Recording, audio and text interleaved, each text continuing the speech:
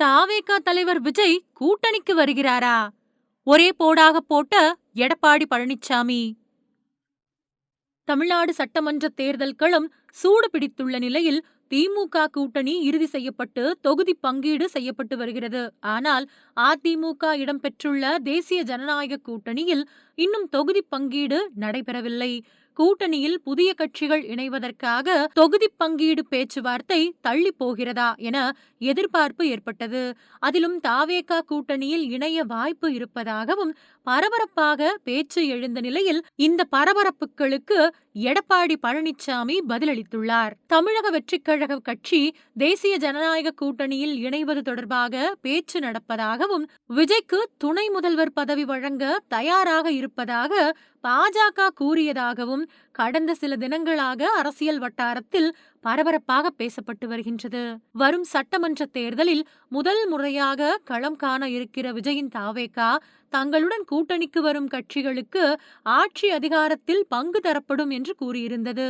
கூட்டணி கதவுகளை திறந்து வைத்து காத்திருந்த விஜய்க்கு ஏமாற்றமே மிஞ்சியது.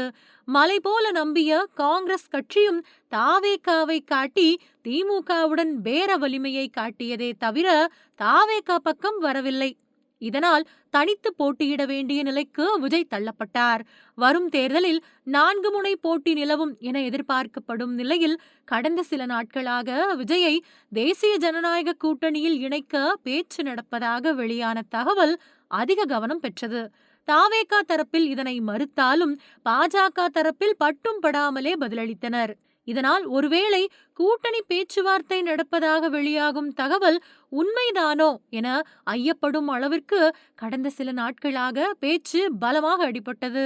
விஜயும் தனிப்பட்ட முறையிலும் அரசியல் ரீதியாகவும் கடும் நெருக்கடிகளை சந்தித்துக் கொண்டிருக்கும் நிலையில் கரூர் கூட்ட நெரிசல் தொடர்பாக விசாரணைக்கு ஆஜராகுமாறு சிபிஐ சம்மன் அனுப்பியிருந்தது. அடுத்தடுத்த நெருக்கடிகளுக்கு இடையேதான் தேசிய ஜனநாயக கூட்டணியில் விஜய் இணைய இருப்பதாக பரபரப்பாக அரசியல் வட்டாரத்தில் பேச்சு எழுந்தது.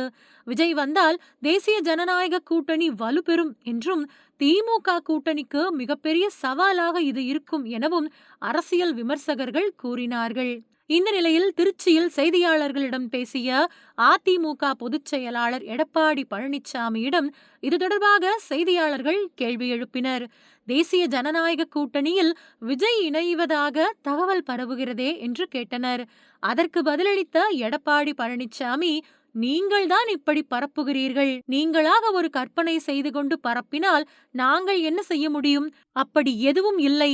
தாவேகாவுடன் பேச்சுவார்த்தை நடத்தவில்லை என்றார். நடத்துவீர்களா என்று கேட்டதற்கு, கற்பனையான கேள்வியை கேட்கக்கூடாது, அதுதான் இல்லை என்று சொல்லிவிட்டேனே என்றார் எடப்பாடி பழனிசாமி.